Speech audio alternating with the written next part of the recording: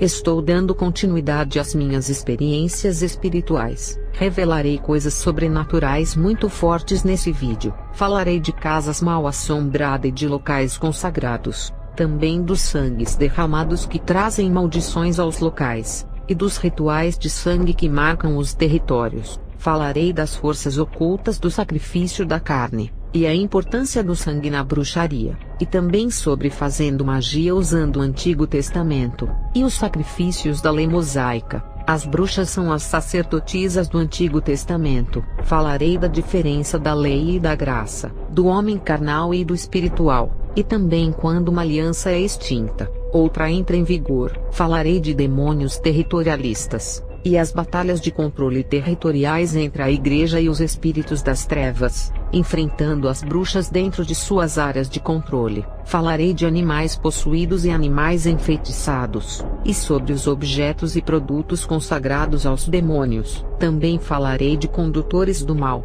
e brinquedos amaldiçoados. Falarei de casas vivas e casas mortas, e sobre a hipnose e o seu controle espiritual. Também falarei de pessoas amaldiçoadas e sobre a maldição do lobisomem. Também falarei dos louvores ungidos, da fé sobrenatural que move montanhas, do evangelho da ostentação, e sobre a materialização das bruxas. E falarei de dois tipos de ligação espiritual, uma através do sangue, que é a prática do vampirismo, e a outra é através do sexo. Começarei falando de casas consagradas aos demônios. As bruxas, quando começavam a praticar rituais em suas casas, os demônios começavam a visitar elas. Quando uma bruxa vende a sua casa para uma pessoa que nunca se envolveu na magia, a pessoa começa a ouvir barulhos e ver aparições de espíritos, e não consegue morar nessas casas que ficam mal assombradas. E quando a bruxa está perto para morrer, e lança uma maldição em sua casa para ninguém morar ali, fica um ambiente muito carregado. Vai ter muitas casas abandonadas no meio dos matos, florestas e interior que são de bruxas que faleceram, e ninguém consegue morar ali por causa das perturbações. Os demônios que serviram essas bruxas falecidas ficam naquelas casas esperando alguém chegar para intimidá-los. Eles são demônios territorialistas que não querem ninguém vivendo na casa, a não ser que os novos moradores venham a assumir os trabalhos da antiga bruxa falecida. Até as casas onde um grupo de família morre pode ficar mal assombrada, porque se existia grande atividade de demônios trabalhando dentro daquele lar, a família morre na casa, mas as atividades diabólicas ficam na casa. Se uma família tiver uma pessoa que pratica bruxaria dentro de uma casa, ela consegue ligar o lar familiar ao mundo espiritual das trevas. E se essa família morrer inteira e a casa ficar vazia, tenha certeza de que vai ficar mal assombrada, porque o pecado que eles praticavam deixou a casa amaldiçoada. Fenômenos poltergeist, quando é forte ao ponto de fazerem objetos flutuarem, levantar coisas pesadas e arremessarem violentamente essas coisas nas pessoas, significa que existiu uma atividade diabólica muito forte no passado. Talvez isso aconteça na época dos primeiros moradores, e a negatividade ficou na casa. Conheci uma bruxa que morava em uma casa na floresta deixada pelos seus falecidos pais. A casa carregava uma maldição, e parecia uma casa viva por ter tanta atividade espiritual, e essa bruxa fez um ritual para saber o porquê a sua casa era amaldiçoada. Ela invocou um espírito maligno que falou que essa maldição era antiga, e já tinha 92 anos atrás. Uma feiticeira lançou uma maldição sobre os antepassados dessa bruxa. Os seus antepassados eram indígenas que também faziam rituais. E essa bruxa teve que fazer um acordo com esse espírito maligno para desfazer aquela maldição na sua casa. A bruxa ofereceu uma oferenda de ritual para aquele demônio, e as manifestações espirituais acabaram. Como esses lugares são consagrados, irei falar aqui da consagração feita com carnes de animais, que são rituais muito fortes. Quando Adão pecou, Deus sacrificou um animal para fazer uma veste para cobri-lo, e Satanás viu aquilo e começou a imitar a Deus, pedindo esses sacrifícios de animais. Depois que Jesus se sacrificou na cruz do Calvário, os sacrifícios humanos começaram a se multiplicar, porque Satanás percebeu o poder que tem o sacrifício de uma pessoa, principalmente sacrifícios de bebês. crianças puras e inocentes que mais se aproximam da pureza de Jesus. Uma moça virgem simboliza um sacrifício puro, imitando o sacrifício de Jesus. O sangue puro na magia é a maior essência porque é a vida do corpo. Os sacerdotes usavam os sacrifícios de animais pelo pecado do povo. O sangue derramado cobria o pecado, e afastava a ira de Deus segundo a lei judaica, e a magia copiou isso da Bíblia, usando o sangue dos animais para aplacar a ira dos espíritos malignos, e da mesma maneira que o sangue encobre os pecados no tempo da lei, uma bruxa que se lava com o sangue de animais, encobre toda a sua maldade através do sangue para que ninguém descubra que era uma agente de Satanás. Da mesma forma que o anjo da morte viu o sangue nos umbrais da porta, e não fez nada à casa de Israel, na bruxaria, o sangue protege a bruxa da morte, não deixa o anjo da morte enxergá-la para levá-la segundo a magia. Eu vi muitas bruxas escaparem de vários acidentes de carros, motos, balas perdidas e até de doenças mortais. Tudo isso é um engano de Satanás. Quando Deus determina que a morte venha buscar, não tem ritual que segure a vida de uma pessoa. Eu me lembro de uma bruxa idosa que tinha um câncer incurável bem avançado. Ela fez um ritual muito forte com o sangue de uma virgem. A morte da moça no lugar da sua, significa que a bruxa foi substituída por outra pessoa na hora da morte. Isso lembra o Antigo Testamento, quando o povo de Israel pecava, e um cordeiro era morto em seu lugar, até que Jesus morreu uma vez por todos, sendo o último cordeiro substituto. Infelizmente a alma da moça foi entregue no lugar da bruxa idosa, não porque Satanás é bom e poupou a vida dessa feiticeira, é que no mundo espiritual, ela seria usada pelos seus propósitos malignos e tinha importância para os seus planos. Enquanto a jovem não significava nada por não ser uma bruxa, e não fazer nada de importante para o diabo, por isso que a jovem foi descartada como um lixo, por não acrescentar nada no mundo das trevas. Mas quando Satanás não precisa mais dos serviços das bruxas, ele leva todas para o inferno. Essa bruxa idosa chamada Clara foi curada do câncer com a morte da moça,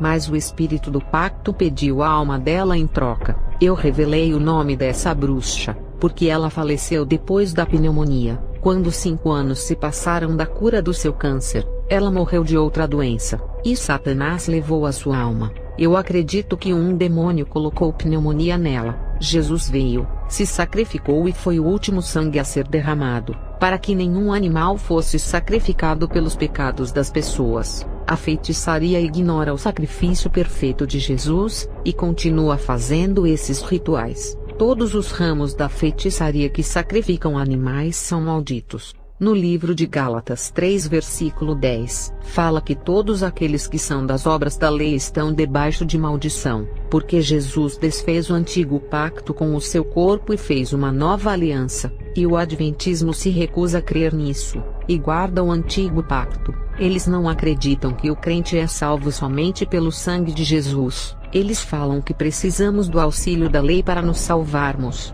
mas o que eles não sabem é que no mundo espiritual isso não funciona. Ou você adere ao antigo pacto ou ao novo pacto. Quem escolhe o antigo pacto está obedecendo a lei mosaica, e terá que excluir Jesus e voltar ao mesmo sistema de sacrifício de animais. Jesus cumpriu a lei mosaica em vida, e desmanchou na cruz do Calvário. Jesus não faz parte da velha aliança, e quando escolhemos a viver nele, temos que rejeitar a velha aliança. Quando escolhemos o velho pacto do Antigo Testamento, temos que voltar ao sistema de sacrifícios de animais, porque o sacrifício de Jesus não foi o suficiente. O antigo pacto rejeita o sangue de Jesus por sua natureza, e você que é adventista e gosta de viver nos 10 mandamentos, terá que observar todo o sistema mosaico, inclusive realizar o sacrifício de animais, porque a lei mosaica foi criada junto com os sacrifícios de animais. A lei mosaica e os sacrifícios de animais são inseparáveis,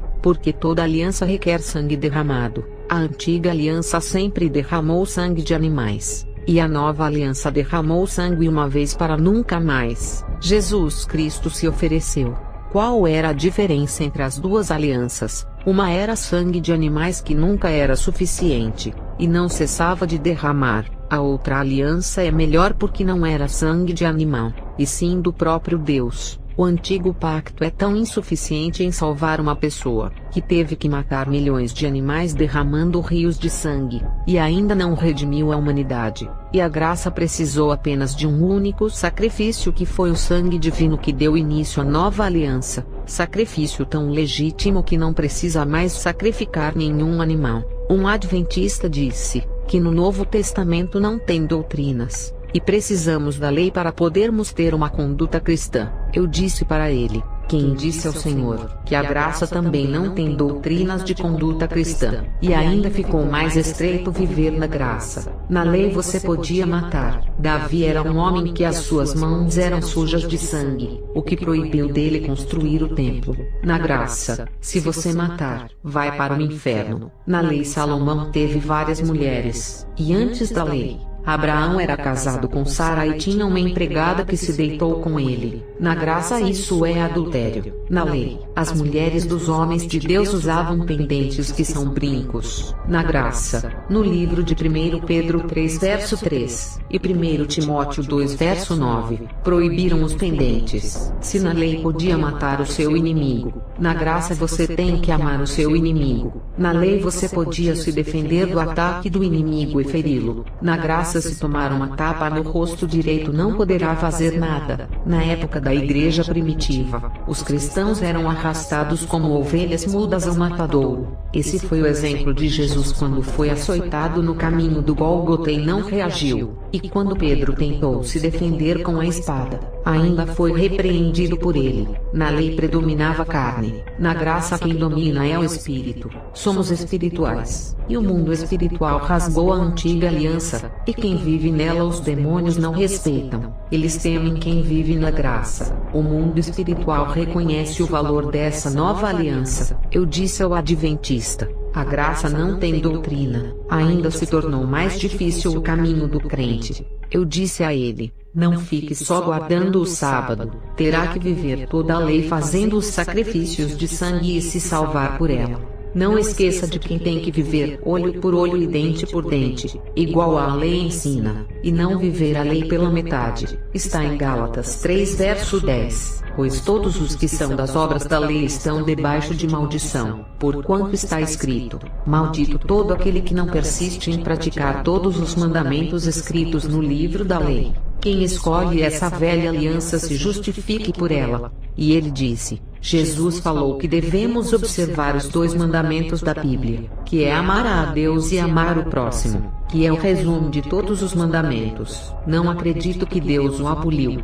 Eu disse a ele: sim, Jesus disse isso não para afirmar que devemos seguir a lei mosaica. Ele nunca afirmou isso, porque sabia que a lei era insuficiente de salvar o homem. Por isso que ele estava ali em carne para salvar. E também sabia que além da lei não salvar, ela só apontava para o pecado dos homens, provando que ninguém podia andar na lei perfeitamente, a não ser Jesus mesmo. Quando Jesus disse: amai a Deus acima de tudo e ao próximo como a ti mesmo, ele não estava afirmando andar na lei, porque o amor é a doutrina da graça, e foi através do amor que a nova aliança nasceu no sacrifício de Jesus. Deus enviou o seu Filho amado por amar a humanidade, e isso está no livro de João 3 versículo 16. E Jesus se entregou na cruz do Calvário por amor, porque a graça começou com um ato de amor, e tem que operar na graça sempre. Essa foi a ideia de Jesus quando falou de amar a Deus e ao próximo, porque a graça sem o amor não há graça. A própria lei mosaica que falava de amar ao próximo, contrariava esse mandamento. Eles não compreenderam o que é o amor. Só quando Jesus veio que revelou o verdadeiro sentido do amor. Na lei, a carne falava mais alto, e fazia a sua própria justiça segundo a vontade dos homens. Na graça fala mais alto o Espírito, e o homem não faz a sua própria justiça e vive não segundo a sua vontade, mas a vontade de Deus. As bruxas vivem na lei do Antigo Testamento. Elas sacrificam animais, e têm um código de conduta e de respeito entre elas igual ao do povo de Israel. O povo de Israel se considerava irmãos. As bruxas também são assim, unidas, e aquela que traísse a sua irmã, sofria punição de castigo, e dependendo do seu crime, a punição era a morte. No meio do povo de Israel, também existiam essas punições. O povo de Israel considerava como inimigos todos os povos estrangeiros por não serem seus irmãos. As bruxas só consideram como família quem entra para a confederação. Aqueles que pertencem a outras religiões são inimigos. No mundo existem várias bruxas que não fazem parte da confederação, trabalhando sozinhas ou formando discípulas. Para elas se tornarem irmãs, teriam que fazer parte da confederação e obedecer às normas. A religião da bruxaria também faz alianças com qualquer religião, desde que respeitem o espaço delas e não invadam os seus territórios, e nem tomem os seus clientes ou seguidores. Vou falar sobre os rituais de sangue que protegem os territórios das bruxas, baseado no sangue dos umbrais das portas que protegeram aquelas casas no tempo de Moisés. Agora vocês perceberam que Satanás usa a própria Bíblia para enganar. Casas mal assombradas que ninguém consegue viver. Pode ter sido uma casa de uma bruxa que morreu, ou de famílias que mesmo sem serem bruxas, podiam ter um envolvimento com a magia. O sangue aspergido nessas casas protege o território, e mesmo a bruxa morrendo, a sua casa fica com os mesmos espíritos que trabalhavam com ela, impedindo que novos moradores entrem. Aconteceu um caso macabro, de uma bruxa que foi desafiada por uma família que a ameaçou de morte. Um dos integrantes da família invadiu a casa dessa bruxa para matá-la, mas ela ficou invisível. Eles nunca conseguiam matar ela por ficar invisível, mas sempre ela estava em sua casa, e a família pensava que a bruxa havia fugido e abandonado a casa. Uma bruxa invisível é perigosa, ela pode mover qualquer objeto e matar alguém. Essa magia se chama poder de encantamento, que deixa a pessoa encantada parecendo um fantasma, podendo ser um vulto que passa rápido. Nem tudo é espírito do mal que perturba uma pessoa, pode ser uma bruxa encantada que está assombrando a casa. Essa bruxa que teve a sua casa invadida não fez nada com o rapaz, e o deixou sair de sua casa, mas no outro dia, ela ofereceu um ritual de morte para matar toda a família. O demônio pediu um ritual de crianças mortas para ceifar a família inteira. A bruxa fez um acordo e disse: eu faço o ritual sem o sangue dessas crianças, desde que derrame o sangue das crianças dessa família, para que os sangues derramados delas formem um ligamento espiritual ao ritual. E toda vez que essa bruxa fazia um ritual de morte, o demônio matava uma criança daquela família, e o seu sangue derramado completava o ritual. Existiam duas crianças bem pequenas na família que o demônio matou. A primeira criança tinha 4 anos. Ela fugiu de casa indo para a avenida bem movimentada de carro e foi atropelada, e o seu sangue foi derramado na pista como ritual. A segunda criança tinha 6 anos e caiu da laje da casa, e bateu a cabeça morrendo. O seu sangue completou o ritual, e depois veio um ciclo de maldições naquela família que desafiou a bruxa.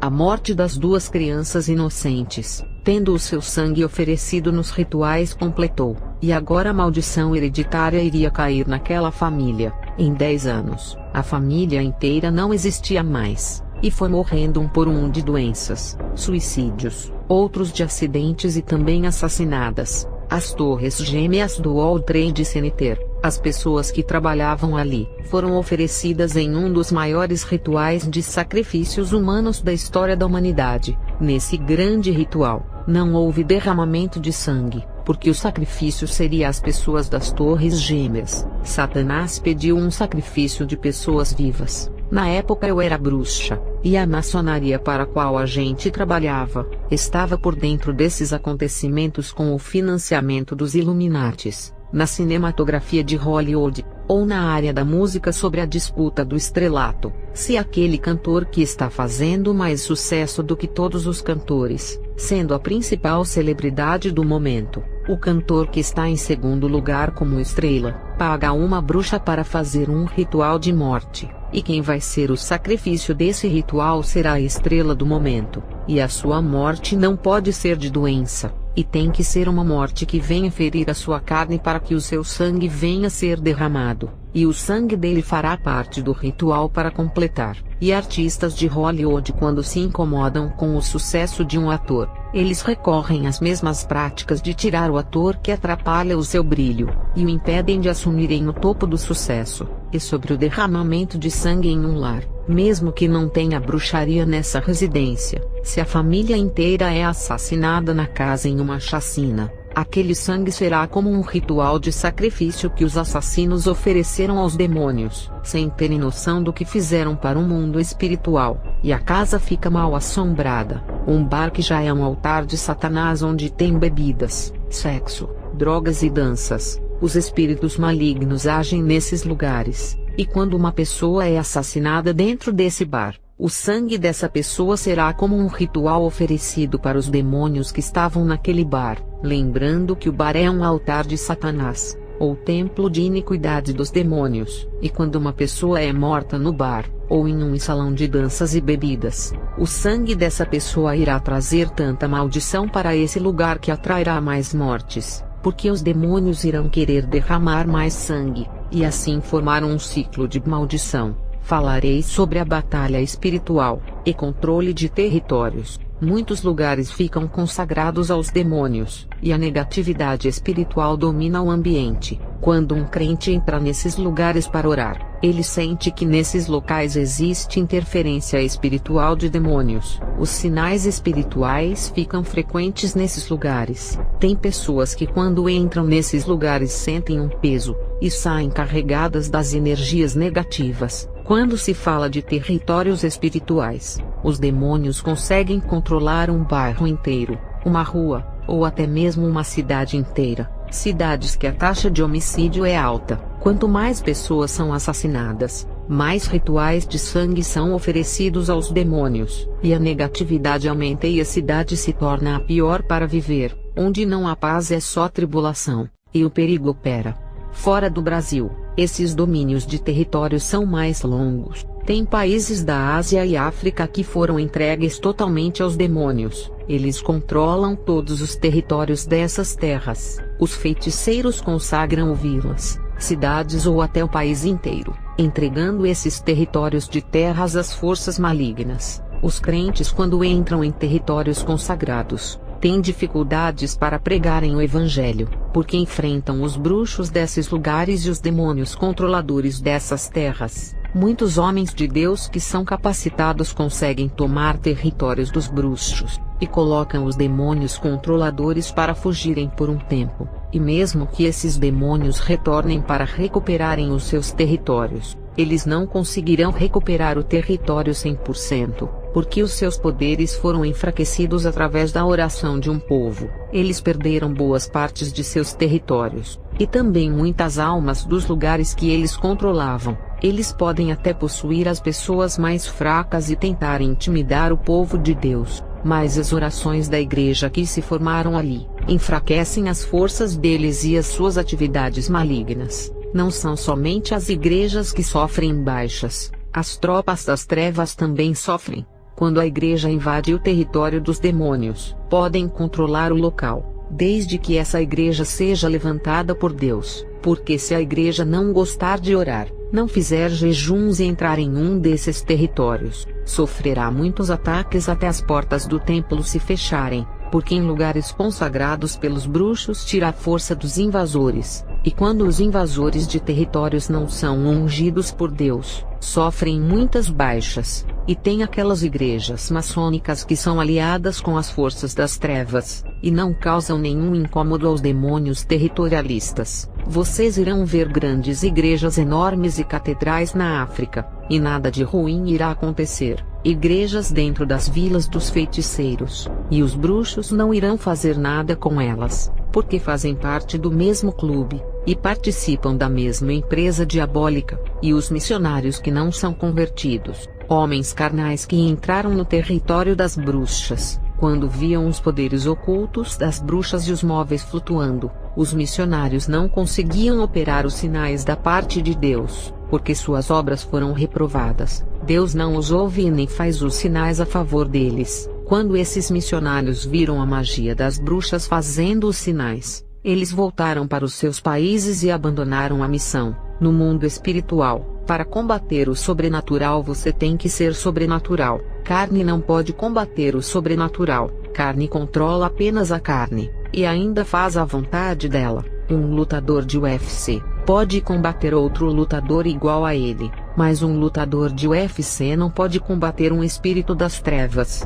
mas esse espírito pode matá-lo, e ele não pode tocar nesse demônio. Da mesma forma, um missionário da carne que não pode combater um espírito maligno. No mundo espiritual, a carne não pode vencer aquilo que é espiritual. O crente, para vencer um espírito maligno, ele tem que ser espiritual. As bruxas são espirituais por mexerem com o sobrenatural. O crente, para vencer uma bruxa, ele tem que ser espiritual, porque as bruxas e os feiticeiros são espirituais, porque eles têm contato com o sobrenatural, e quanto mais se envolvem com esse mundo espiritual, mais as suas fés aumentam. O apóstolo Tomé, que era muito incrédulo, quando ele tocou em Jesus e viu as marcas dos pregos em suas mãos, aquilo foi tão sobrenatural para ele, que a sua fé cresceu de tal forma como nunca se viu antes, e Jesus disse: "Você creu porque você viu."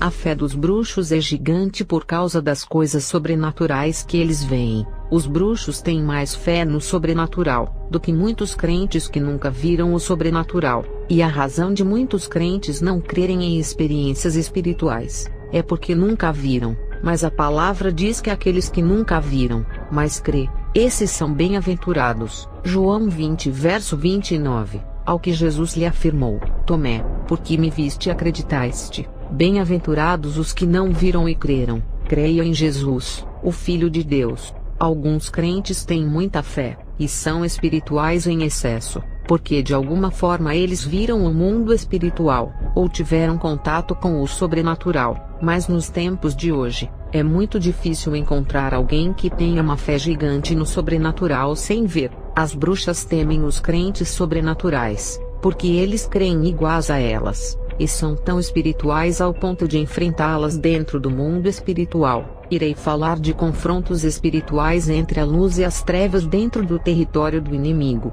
como enfrentar as bruxas dentro dos territórios delas em uma batalha espiritual. Dentro do mundo espiritual, a guerra é o crente orando para Deus salvar e libertar a bruxa, e as malvadas lançam magias de morte no crente, e os demônios tentando tocar nas almas deles. Mas as orações dos crentes são como flechas de fogo que atingem os demônios. Essa é a guerra no mundo espiritual. Quando o crente é sobrenatural, a guerra no mundo espiritual é contra os demônios, não contra outros crentes discutindo com eles, falando mal de outras religiões ou de denominações diferentes, desejando a morte das bruxas ou fazendo orações contrárias para os seus perseguidores morrerem. Isso não é batalha espiritual, é guerra carnal que satisfaz o ego, a exaltação, a soberba e todas as vontades da carne. As bruxas são espirituais, e para entrar em seus territórios, estão entrando no campo espiritual de guerra. Quem está em pecado,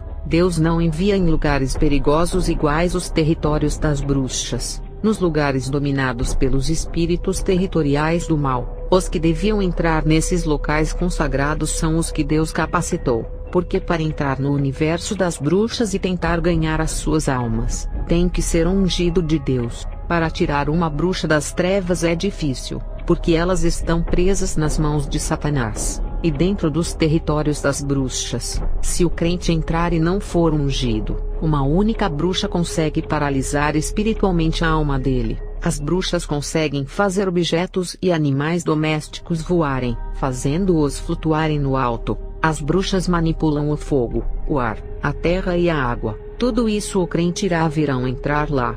Falarei de outros territórios espirituais. Os demônios são tão territorialistas, que controlam até um lar de uma família através de objetos anátemas, pecados familiares e outros. A casa de oração, eles querem controlar para dirigir o culto inteiro assumindo o lugar do Espírito Santo, operando no meio do povo e fazendo maravilhas. A casa de oração é um território importante, porque os demônios podem pregar através da boca dos crentes. Eles podem colocar os louvores que Deus não aprova nos púlpitos. Aquele louvor que você fala que é lindo e gosta do ritmo, um demônio pode colocar em seu coração dizendo: louve esse hino, ele é bonito.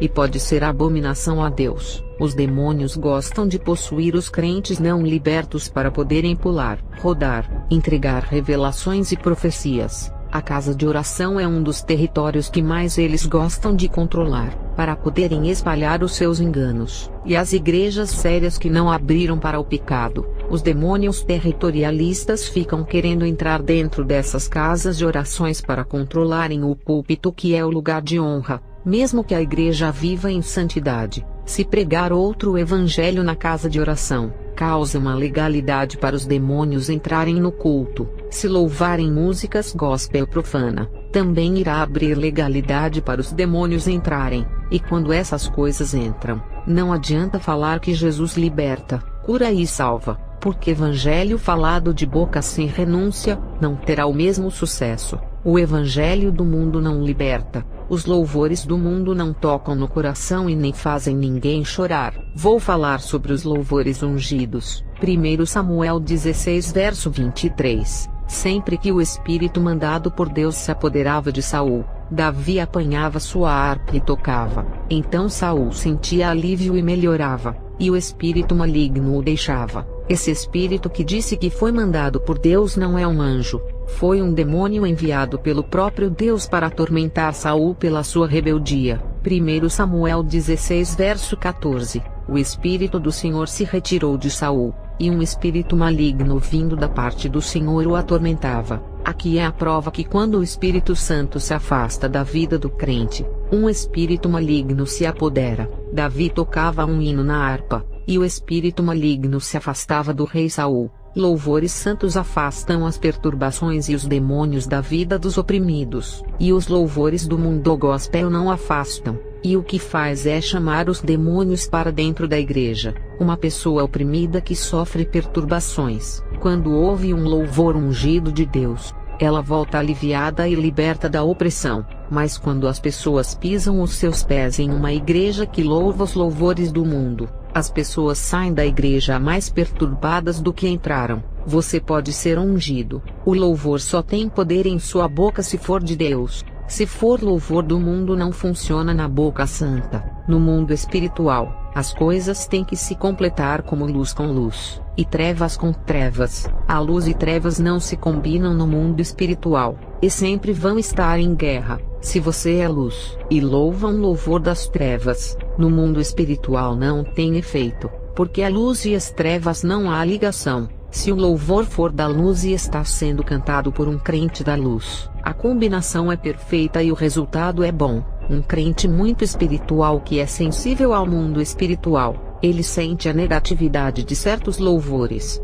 não se sente bem, e o coração rejeita o louvor, o fazendo-se desligar. Irei falar do evangelho da ostentação, que é a mesma coisa do evangelho da prosperidade que o crente espiritual rejeita dentro de si, e tem nojo de pregar. Existe uma confusão dos falsos profetas em falar de prosperidade, confundindo viver uma vida próspera com riqueza. Viver uma vida abundante é confundida em ser milionário pelos falsos profetas, que colocam na mente das pessoas para correrem atrás das riquezas e não de Deus. Acreditar em ficar milionário de um dia para o outro através daquilo que eles pregam, é para pessoas iludidas. Se ganhar na Mega Sena, será rico sem esforço, porque para construir uma fortuna leva muitos anos, igual o Silvio Santos. Ou se a pessoa é herdeira da fortuna e dos bens que os seus pais deixaram ao falecer. Nem todos os donos de negócios são ricos. Para isso acontecer, os seus produtos têm que vender bem e fazer sucesso no Brasil inteiro. Os falsos profetas pregam riquezas fáceis, porque eles enricaram de uma forma muito fácil através do próprio povo que eles iludem pregando riquezas. Ficar rico é difícil, mas o empreendedor pode ter uma vida próspera vendendo seu produto bem. Sobre o evangelho da prosperidade que os mestres criaram usando as passagens de Abraão, Isaque, Jacó e Salomão, um pastor defensor da prosperidade disse que Deus não faz acepção de pessoas para dar riquezas. Ele disse que a palavra de Deus tem que se cumprir. Mesmo falando de prosperidade, eu disse a ele: Abraão foi o pai da fé. Não se compare com ele, porque Deus deu riquezas a ele. Não significa que dará riqueza para todos os crentes. Eu disse: Deus não faz diferença quando quer abençoar alguém. Primeiro ele sonda o coração. Deus dá riquezas para quem ele quiser. Antes disso, ele conhece a estrutura de cada pessoa. Ele sabe aquele que vai cair na fé, e aquele que não vai cair por causa do dinheiro. Ele deu riquezas a Abraão, e tirou Jacó da pobreza dando-lhe muitos bens, porque ele sabia das estruturas desses homens. Deus, conhecendo o coração desses homens, já sabia que eles permaneceriam na fé, não se desviando por causa das riquezas. Se Abraão teve riqueza dada por Deus, foi porque a sua fé foi tão grande que riqueza nenhuma corrompeu o seu coração. Se você tem uma estrutura de fé, e a espiritualidade é igual à de Abraão, poderá receber riquezas e não se desviar. E a maior prova de que o seu coração não está no dinheiro, é usar ele para ajudar as pessoas. O dinheiro é um Deus que ninguém pode se apegar. O dinheiro foi inventado pelos homens, e inspirados através do demônio Mamon. Hebreus 3 e verso 5. Sejam vossos costumes sem avareza, se contentas com o que tem, porque ele disse: não te deixarei,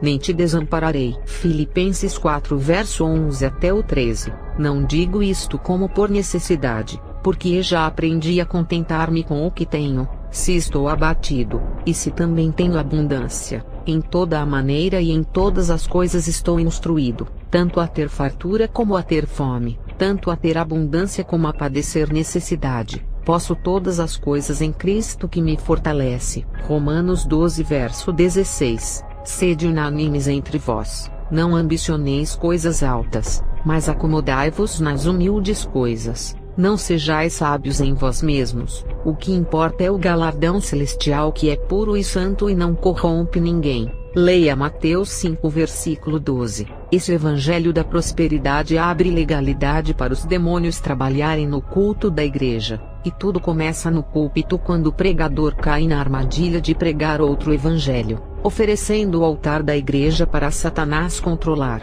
As bruxas da década de 80 torciam para as igrejas aceitarem esse evangelho, para poderem derrotar os crentes. Falarei sobre a força da hipnose, que é o controle mental. A hipnose é muito utilizada hoje para combater fobias, depressão, diminuir sofrimentos de pacientes terminais, problemas de amnésia, correção de vícios, preparação mental para os vestibulandos, tratamento de obesidade. Através da hipnose, pode fazer a mente regressar à vida passada de outro século ou quando era criança. A reencarnação, que é a doutrina espírita, faz a pessoa acreditar em vidas passadas, porque existe um controle mental. Na bruxaria a hipnose é mais forte, porque além de ter o controle mental, a cabeça da pessoa recebe um feitiço quando a bruxa faz imposição de mãos. As bruxas hipnotizavam os animais para trabalharem para elas, como cobras, sapos, cachorros e outros animais,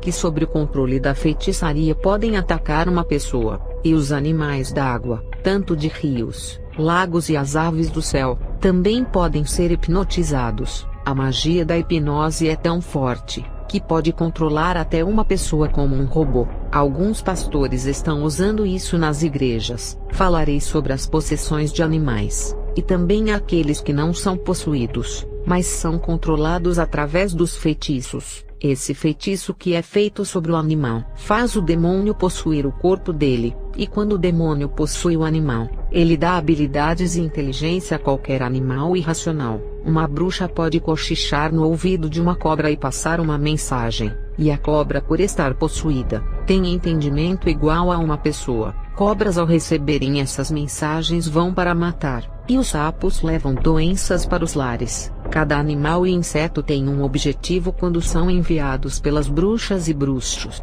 Não se assustem com isso. Lembra que a jumenta de Balaão falou através do poder sobrenatural de Deus. As trevas também imitam e fazem as mesmas coisas com os animais. Falarei sobre brinquedos amaldiçoados, animais enfeitiçados e objetos com produtos consagrados. Animais, objetos e pessoas podem carregar maldições lançadas por bruxos. Animais domésticos podem carregar uma maldição de uma bruxa, e para qualquer lugar que o animal passar, ele leva consigo a maldição. Ao ver um gato na rua e pegar para criar, tem que orar. Ele pode ter sido usado em bruxaria. E a mesma coisa é comprar um cachorrinho no pet shop. Ninguém sabe de onde ele veio antes de estar ali. Se esses animais foram oferecidos, ao trazerem para o lar, também levam os demônios da bruxaria. Não estou dizendo que não podem pegar esses animais abandonados para cuidarem. O importante é orar e quebrar a magia que está sobre eles. Tem família que tem o seu animal doméstico amaldiçoado. O gato pode ser um instrumento de maldição trazendo azar, doenças, depressão e outros males. E para que o mal seja quebrado, tem que orar pelos animais domésticos. Teve um caso de um cachorro pitbull muito manso com o seu dono. A bruxa lançou uma maldição no cachorro, deixando ele mais agressivo. O cachorro não estava mais reconhecendo o seu dono e o atacou mordendo o seu braço. A maldição foi tão forte que o cachorro morreu de raiva. O corpo do cachorro endureceu em minutos, parecendo uma estátua de pedra. Objetos também podem ser amaldiçoados, como roupas, panelas, pentes, camas, travesseiro, carros, celular e até alimento. Os empresários levam um produto para a bruxa consagrar, e ele consegue vender muito e lucrar. Aquele produto que será vendido foi consagrado em ritual. Tudo o que é matéria pode carregar maldição. Uma boneca ou boneco das lojas de brinquedos podem carregar maldição. Tudo aquilo que tem uma forma de corpo humano, como uma boneca ou uma imagem de santo, são condutores do mal. Na Bíblia, Deus pedia para o povo de Israel não fazerem nenhuma imagem. Uma estátua é um corpo, assim como uma escultura, uma boneca. Essas coisas, por serem imagens de pessoas, são condutores de espíritos malignos. Um ursinho de pelúcia tem a imagem de um animal, por isso é um condutor. Tudo aquilo que se parece com pessoas ou animais, são corpos condutores no mundo espiritual. Falarei sobre a diferença de um corpo vivo e de um corpo morto. Quem são os corpos vivos? É tudo aquilo que tem vida, como as pessoas e os animais. Só Deus para fazer corpos do barro e dar a vida. Quem são os corpos mortos? São os brinquedos, bonecos e todas as formas de objetos. No mundo espiritual, esses corpos são chamados de mortos por não terem vida. Os homens, querendo imitar a Deus, criaram brinquedos parecidos com os homens e os animais, mas não conseguiram soprar o fôlego de vida e dar inteligência e raciocínio para viverem as suas vidas. Colocam pilhas e baterias para o boneco falar, e mesmo assim, quando acaba a carga tem que trocar. Essas criações é uma afronta a Deus, querendo limitar. Tanto os corpos vivos, que são as criações originais de Deus, podem ser possuídos por demônios, quanto os corpos mortos, que são as imitações das criações de Deus, podem ser possuídos. É claro que o objetivo dos demônios é possuírem a criação de Deus, não a dos homens. Mas eles, para entrar em um lar, possuem um boneco primeiro. Eles possuem os corpos mortos, que são as criações dos homens, para poderem possuir depois os corpos vivos. Exemplo: um homem vai à loja de brinquedo e compra uma boneca consagrada para sua filha e leva para sua casa. As consequências vêm. O demônio da boneca possui a sua filha, e o pai da menina também. Os seres humanos são corpos vivos, e também são condutores do mal. O corpo de pessoas ou de animais no mundo espiritual é uma casa de morada de espíritos, brinquedos e imagens de esculturas, mesmo sem ter vidas. São corpos mortos e casas espirituais sem vidas que servem de condutores do mal. São objetos que transportam espíritos malignos para os lares. Os seres humanos no mundo espiritual são casas de moradas espirituais. Falarei de pessoas amaldiçoadas na bruxaria. Assim como o profeta Jonas carregava uma maldição naquele navio, e os marinheiros o jogaram no mar e foram livres da morte. Na bruxaria, quando uma pessoa carrega a maldição, todo o lugar onde pisa os seus pés traz azar, doenças e todos os males. Existem pessoas que são tão amaldiçoadas que nada dá certo, e ainda trazem o mal para perto de quem se aproxima. O lobisomem é uma maldição que a pessoa traz sobre a sua carne. A maldição do lobisomem existe, e são magias que as bruxas lançam nas pessoas. Um demônio terrível marca a alma da pessoa, e quando a alma é marcada, ela vai sofrer transição entre o homem racional e o homem irracional, que é a fera. Esses dois seres, homem e fera, dividem o mesmo espaço dentro da alma do homem. Por isso que existe uma troca ou uma substituição desses dois seres na mesma pessoa. Uma hora a pessoa é fera, e em outra hora é homem. Daniel 4 verso 33. A sentença sobre Nabucodonosor se cumpriu imediatamente. Ele foi expulso do meio dos homens e passou a comer capim como os bois. Seu corpo molhou-se com o orvalho do céu, até que os seus cabelos e pelos cresceram como as penas de uma águia, e as suas unhas como as garras de uma ave. Foi através desse versículo que os demônios começaram a imitar a Deus, fazendo essas transformações bizarras. Os dois seres assumem a personalidade da pessoa e controlam o mesmo corpo. Existem muitos casos de pessoas que se transformaram em feras nos 4 cantos do mundo. No Brasil, os lugares que mais acontecem essas transformações são Nordeste, Pantanal, região Norte, Floresta Amazônica e nos lugares que tem florestas. As bruxas que vivem nas florestas gostam de lançar essas magias lupinas que transformam as pessoas em animais. Tem muitas florestas que são territórios consagrados das bruxas. Falarei da materialização das bruxas. Elas podem assumir a forma de cachorro, cabra, águia, corvo, porco e outros animais. Não existe limite no mundo espiritual. Se a fé chegar do tamanho de um grão de mostarda, tudo é possível. E as bruxas usam esse versículo. Jesus disse que tudo é possível ao que crer, porque ele sabe que o sobrenatural acontece. E ainda disse que uma montanha pode saltar de um lado a outro através da fé. A fé é acreditar naquilo que é loucura aos homens. O homem natural age através da carne usando a sua razão e não entendem, e o considera como irracional e fora de lógica o sobrenatural. Quando o planeta se estende ao mundo espiritual que é infinito, o homem perde a sua capacitação de compreensão. Alguns feiticeiros que gostam de se transformar em animais, uns têm o gosto de se transformar em lobo. Existe um ritual tão terrível, que o feiticeiro sacrifica um cachorro, e as qualidades daquele animal vêm para o seu corpo. Um demônio canino possui o corpo do feiticeiro, e ele se torna um lobisomem ou uma fera. Falarei da ligação espiritual através do sangue. Feiticeiros ou bruxas também se transformam em vampiros. Quando um demônio do vampirismo possui uma bruxa, ela fica com sede de sangue e sai bebendo o sangue de animais vivos. As bruxas cortam as pessoas vivas e bebem o seu sangue, e quando não encontram uma pessoa, elas mesmas se cortam e bebem os seus próprios sangues. As bruxas, quando bebem o sangue de uma pessoa, elas adquirem todas as qualidades e defeitos dessa pessoa. Se a pessoa é próspera, rica e inteligente, nervosa, meiga, vingativa, todas essas características passam para a bruxa. Se a pessoa for amaldiçoada e os espíritos da morte querem levar a bruxa, quando beber o sangue dessa pessoa, ela adquire a maldição e começa a ter problemas. Algumas bruxas que beberam sangue de pessoas amaldiçoadas adquiriam essas maldições, e tiveram tanto azar em suas vidas, que tiveram que fazer rituais de magias para desfazerem. Uma mulher que tem a sua alma pedida pelos espíritos da morte, e uma bruxa bebe o sangue dela, a sua alma passa a ser pedida no mundo espiritual, porque o sangue dessa pessoa corre dentro dela, e traz a maldição hereditária. Ela ficou ligada com a mulher através de uma herança passada pelo meio do sangue. A maldição hereditária não é só através de membros da mesma família. A maldição é lançada no sangue de um dos membros, e todos que herdam esse mesmo sangue sofrerão as consequências. Isso dentro da magia. E quem beber desse sangue herdará a maldição, mesmo sendo uma bruxa. Depois ela se resolve com Satã, que irá negociar e sempre leva vantagem.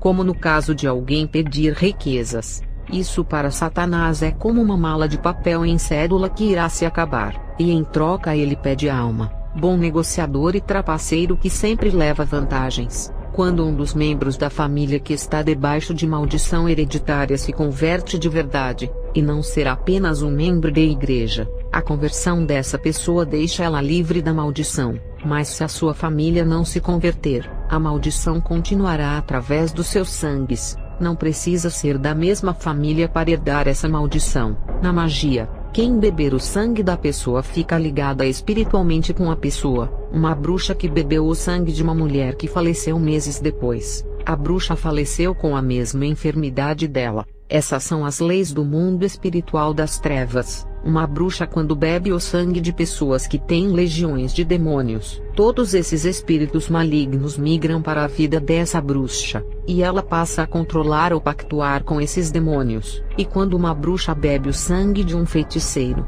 todos os dons e poderes dele vão para ela. E mesmo que o feiticeiro continue vivo, os seus poderes foram compartilhados com a bruxa e estarão ligados no mundo espiritual, como se fossem irmãos de sangue. O sangue do feiticeiro começa a correr nas veias sanguíneas da bruxa. Daí que vem o termo irmandade. A ligação é espiritual entre os dois. Outro tipo de ligação espiritual é através do ato sexual. Mateus 10 versos 7 até o 9. Por esta razão, o homem deixará pai e mãe, e se unirá à sua mulher, e os dois se tornarão uma só carne. Assim, eles já não são dois, mas sim uma só carne. Portanto, o que Deus uniu, ninguém o separe. Lembrando que antes da mulher existir, ela e o homem eram uma parte só, fazendo parte da mesma alma e espírito. Depois Deus tirou uma parte da costela de Adão e fez a mulher. A mulher tem ligação carnal com o homem ao se casar,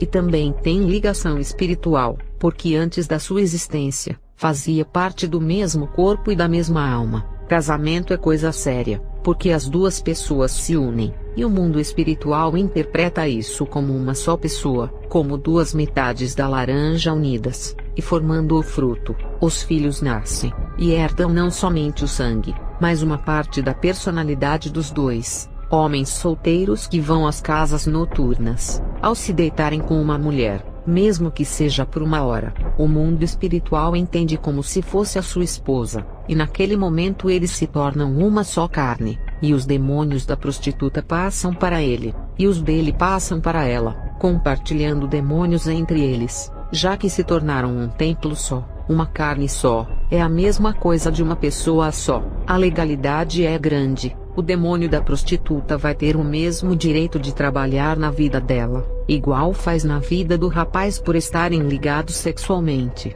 E se o rapaz pratica furto, esse espírito passa para a prostituta, e se ela nunca furtou, irá furtar, e se a prostituta tem a pombagira, irá passar para ele, e o rapaz seduzirá muitas mulheres e se viciará na prostituição. Tem homens que vivem suas vidas sozinhos sem ninguém, não aparece nenhuma mulher, mas quando eles se envolvem com uma mulher que tem o espírito de sedução, esse mesmo espírito passa para ele, e sem ele procurar mulheres, aparecem várias pretendentes para se prostituírem com ele, e a teoria que surge é assim: quando uma mulher vê um homem solteiro sem ninguém, elas entendem que ele está sozinho porque não é um bom partido, e nenhuma mulher quer.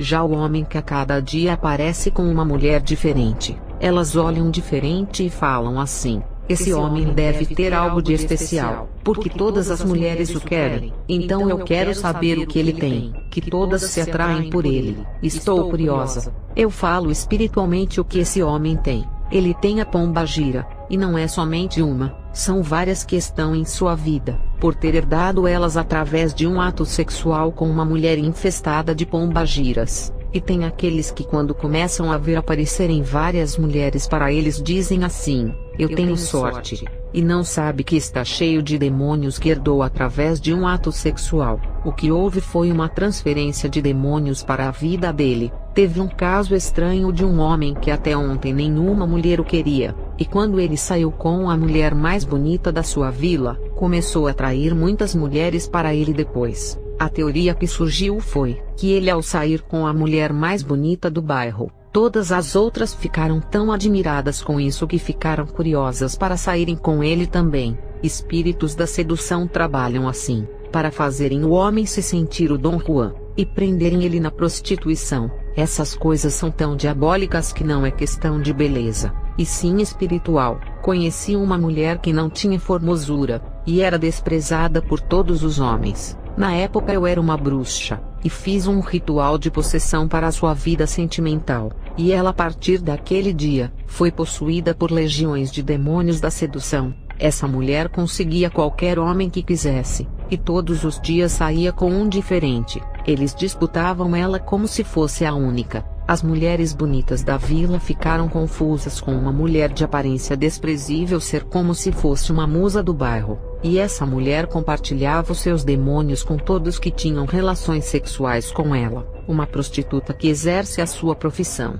Ao se unir com vários homens em uma só noite, o mundo espiritual enxerga como se cada um fosse o seu marido, uma só carne com ela. Essa prostituta irá receber demônios de todos os seus clientes, como do vício das drogas e bebidas, espíritos homicidas e dos furtos, maldição hereditária e outras coisas. A prostituta irá se deitar com assassinos, estupradores, alcoólatras, feiticeiros e todos os tipos de seres humanos do mal. Quantos tipos de demônios, um diferente do outro, essa mulher irá receber em seu corpo? Um homem que tem maldição hereditária, ao se deitar com ela, irá passar isso por se tornar uma só carne. Teve uma mulher que se prostituía de graça no seu bairro com todos os homens. Ela fazia isso com prazer, mas teve um dia que ela tentou seduzir o esposo de uma bruxa que participava da mesma escola minha. Essa bruxa fez um ritual de morte para essa mulher, e o espírito da morte já se apossou do corpo dela,